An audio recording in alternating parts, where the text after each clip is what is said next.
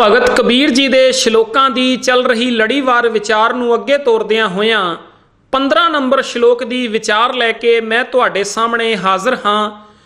कबीर संतन की झुंगिया भली, भट्ठ कुसती गाओ, आग लगो तेह धौलर, जेह नाही हर को नाओ।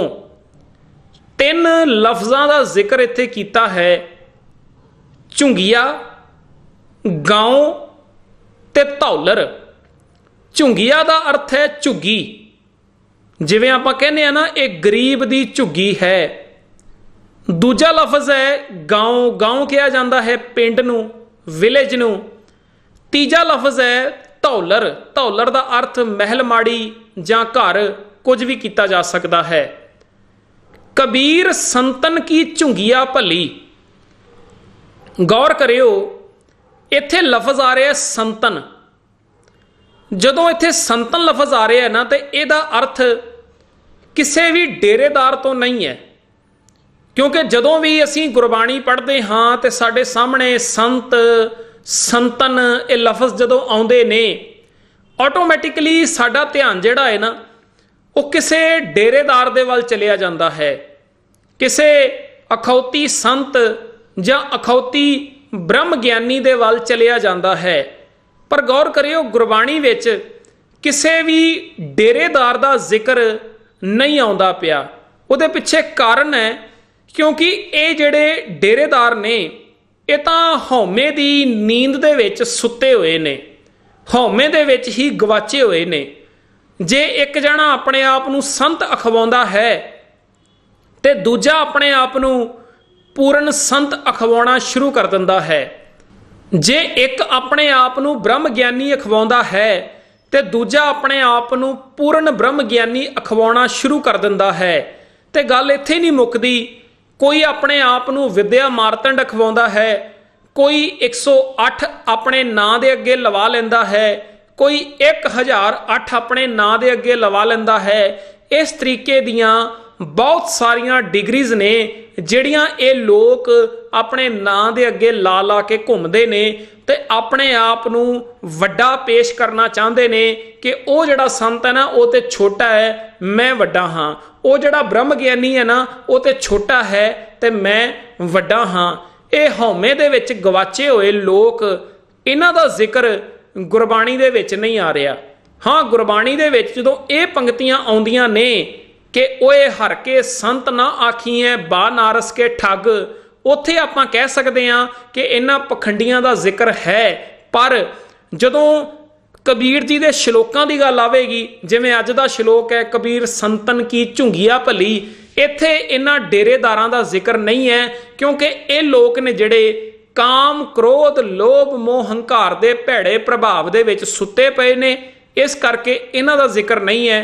इत्थे ते उन्हां दा जिक्र आ रहा है जिन्हां ने गुणां नाल सांझ पाई है।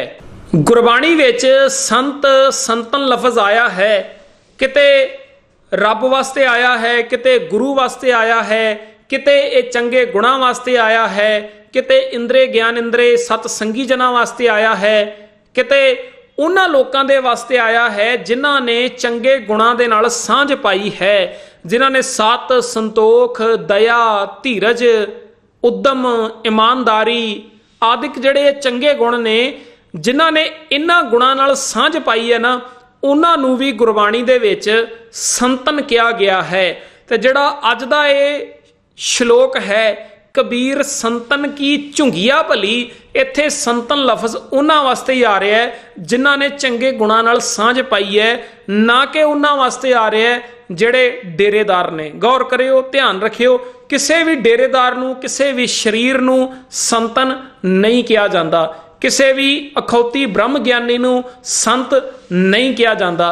वैसे भी जदों गल आउंदी है ना संत दी, वेखो गल है बिरती दी, गल है विचारधारा दी। किसी का शरीर जिहड़ा है ना वो चोर नहीं हुंदा, किसी का शरीर जिहड़ा है ना वो डाकू नहीं हुंदा। जिस मनुख की डाकुआं वाली विचारधारा हुंदी है ना, वो डाके मारन दे बारे दे विच सोचदा है, आपां उहनूं डाकू कह दिंदे आ भी ये डाके मारन दे बारे विच सोचदा भी है ते डाके मारदा भी है, ये डाकू है। ठीक है ना। इसे तरीके दे नाल जिहड़ा चोरी दे बारे विच सोचदा होवे, चोरी दी प्लानिंग करदा होवे ते चोरियां भी करदा होवे, आपां उहनूं चोर कह दिंने आ। ठीक है ना। पर उस बंदे दा शरीर चोर नहीं है। जे बाहरली बॉडी की केवल गल करिए, बॉडी अपने आप दे विच चोर थोड़ी ना। जे गल करिए केवल बॉडी की, तो बॉडी जिहड़ी है अपने आप दे विच डाकू नहीं है। गल है इस दिमाग दे विच चलदी हुई विचारधारा दी।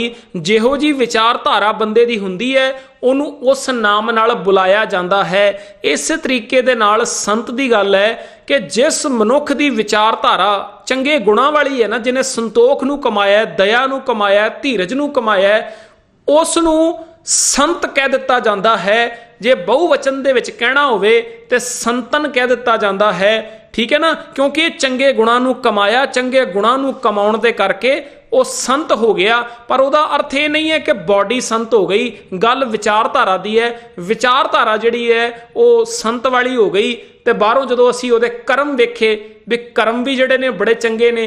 जे संतोख अंदर कमा रहा है तो बाहरों दी शरीर दे नाल भी ये बड़े संतोखी कर्म ही करता पिया है, बड़े दया वाले कर्म ही करता पिया है, बड़े नेक कर्म ही करता पिया है। तो फिर कह दिता जाता है जी ये तो संत है जी, क्योंकि यदि बिरती जिहड़ी है ना वो संतां वाली है, जिहड़ी यदि विचारधारा जिहड़ी है ना वो चंगे गुणां वाली है। तो इत्थे आखिया गया कबीर संतन की झुंगिया भली। जिहड़े संतन ने ना, जिन्हां ने अपने जीवन विच चंगे गुणां नूं कमा लिया है, उन्हां दी जिहड़ी झुग्गी है वो भी भली है, वो भी बड़ी चंगी है। भावें निकी जी है पर बहुत चंगी है, बहुत भली है। भट्ठ कुसत्ती गांव, कुसत्ती कहंदे ने खोटे मनुख जिन्हां ने औगणा दे नाल सांझ पाई हुंदी है, जिहड़े काम क्रोध लोभ मोह हंकार दे भैड़े प्रभाव दे हेठां नप्पे गए हुंदे ने। खोटे मनुख उन्हां नूं कुसत्ती कहा जाता है। कहंदे जिहड़े कुसत्ती ने, जिहड़े खोटे मनुख ने, उन्हां दा भावें गांव ही क्यों ना होवे, पूरे दा पूरा पिंड ही क्यों ना होवे, वो पिंड जिहड़ा है ना इंज समझ लो कि जिवें सड़ी हुई भट्ठी हुंदी है ना उहदे समान है।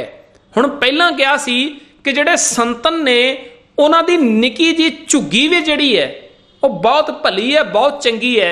इत्थे कह दिता जिहड़े खोटे मनुख ने ना उन्हां दा भावें पिंड ही क्यों ना होवे, वो भी सड़ी हुई भट्ठी दे समान है। हुण ये गल क्यों कही कबीर जी ने कि सड़ी हुई भट्ठी दे समान है? कहंदे कारण ये है क्योंकि जिहड़े उन्हां लोकां दे कर्म ने ना, जिहड़ी उन्हां लोकां दी विचारधारा है, वो विचारधारा बहुत माड़ी है, वो विचारधारा बहुत भैड़ी है। उस भैड़ी विचार होने दे करके, उन्हां दे जीवन दे विच औगण होने दे करके वो लोग करते की ने, लड़ रहे ने, झगड़ रहे ने, मारते पे ने, एक दूजे नूं कुटते पे ने, गालां कढ़ रहे ने, कुबोल बोलते पे ने, नशे करते पे ने। ठीक है ना। मतलब किहड़ा माड़ा काम है जिहड़ा उस पिंड दे विच नहीं हुंदा। हर तरह का माड़ा काम उस पिंड दे विच हो रहा है। तां कबीर जी अगली पंक्ति दे विच फरमाउंदे ने, आग लगाओ तैं धौलर जिह नाही हर को नाओ। कहंदे जिन्हां मनुखां दे जीवन दे विच हर को नाउ नहीं ना हैगा, जिन्हां मनुखां दे जीवन दे विच चंगी विचार नहीं हैगी, चंगे गुण नहीं हैगे, सत संतोख दया धीरज ईमानदारी उद्यम मिठा बोलना, ये जिहड़े गुण जिन्हां मनुखां दे जीवन दे विच नहीं हैगे, ये हर को नाउ जिन्हां दे जीवन दे विच नहीं हैगा, कहंदे सच करके जाणिओ आग लगाओ तैं धौलर। एक ना एक दिन ऐसा जरूर आवेगा जदों उन्हां दे इस धौलर दे विच, धौलर किहनूं कहा गया? घर नूं। किहड़े घर का जिक्र हो रहा है? शरीर रूपी घर का।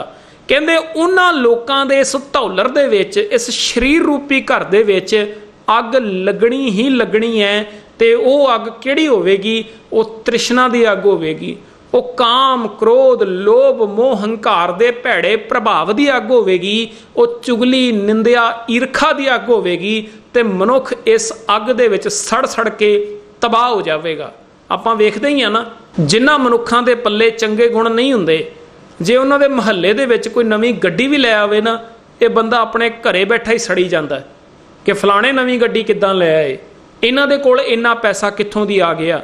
ये जरूर इन्हां ने ठगी मारी होनी है, ਇਹ ਜ਼ਰੂਰ ਇਹਨਾਂ ਨੇ ਬੇਈਮਾਨੀ ਕੀਤੀ ਹੋਣੀ ਹੈ। ਇਹ ਘਰੇ ਬੈਠਾ ਹੀ ਸੜਦਾ ਰਹਿੰਦਾ ਹੈ, ਚੁੱਲ੍ਹੇ ਦੇ ਉੱਤੇ ਚੜਿਆ ਰਹਿੰਦਾ ਹੈ। ਸੋ ਇਹ ਹਾਲ ਜਿਹੜਾ ਹੈ ਨਾ ਉਹ ਬੰਦੇ ਦਾ ਬਣ ਜਾਂਦਾ ਹੈ। ਹੁਣ ਦੋਵੇਂ ਗੱਲਾਂ ਕੀਤੀਆਂ ਨੇ, ਪਹਿਲਾਂ ਝੁੱਗੀ ਦੀ ਗੱਲ ਕਰ ਦਿੱਤੀ ਹੈ ਤੇ ਫਿਰ ਗਾਉਂ ਦੀ ਗੱਲ ਕੀਤੀ ਹੈ, ਤੇ ਫਿਰ ਸਾਨੂੰ ਮੈਸੇਜ ਦਿੱਤਾ ਹੈ ਕਿ ਜੇ ਤੁਸੀਂ ਵੀ ਗੁਣਾਂ ਦੇ ਨਾਲ ਸਾਂਝ ਨਹੀਂ ਪਾਓਗੇ ਤੇ ਇੱਕ ਨਾ ਇੱਕ ਦਿਨ ਐਸਾ ਸਮਾਂ ਜ਼ਰੂਰ ਆਵੇਗਾ, ਤੁਹਾਡੇ ਜਿਹੜੇ ਇਹ ਸਰੀਰ ਰੂਪੀ ਘਰ ਨੇ ਇਹਨਾਂ ਦੇ ਵਿੱਚ ਵੀ ਅੱਗ ਲੱਗ ਜਾਵੇਗੀ ਤੇ ਇਹ ਵੀ ਤਬਾਹੀ ਵਾਲੇ ਪਾਸੇ ਨੂੰ ਤੁਰ ਪੈਣਗੇ। ਹੁਣ ਗੌਰ ਕਰਿਓ, ਅਸੀਂ ਡਿਸਾਈਡ ਕਰਨਾ ਹੈ ਕਿ ਅਸੀਂ ਕਿਹੜੇ ਪਾਸੇ ਨੂੰ ਜਾਣਾ ਹੈ। ਅਸੀਂ ਸੰਤਨ ਦੀ ਕੈਟੇਗਰੀ ਦੇ ਵਿੱਚ ਆ ਕੇ ਖਲੋਣਾ ਹੈ ਜਾਂ ਕੁਸਤੀਆਂ ਦੀ ਕੈਟੇਗਰੀ ਦੇ ਵਿੱਚ ਆ ਕੇ ਖਲੋਣਾ ਹੈ, ਇਹ ਡਿਸਾਈਡ ਆਪਾਂ ਕਰਨਾ ਹੈ। ਜਿੰਨੀ ਛੇਤੀ ਆਪਾਂ ਡਿਸਾਈਡ ਕਰ ਲਵਾਂਗੇ ਉਨੀ ਛੇਤੀ ਆਪਾਂ ਸਹੀ ਰਾਹ, ਸਹੀ ਰਸਤਾ ਜਿਹੜਾ ਹੈ ਉਹ ਚੁਣ ਸਕਦੇ ਹਾਂ। ਸੋ ਇਹ ਵਿਚਾਰ ਜਿਹੜੀ ਹੈ ਕਬੀਰ ਜੀ ਨੇ ਅੱਜ ਦੇ ਸ਼ਲੋਕ ਦੇ ਵਿੱਚ ਸਾਡੇ ਸਾਹਮਣੇ ਰੱਖੀ ਹੈ। ਆਓ ਇਹਨਾਂ ਵਿਚਾਰਾਂ ਨੂੰ ਆਪਣੇ ਜੀਵਨ ਦਾ ਆਧਾਰ ਬਣਾਈਏ।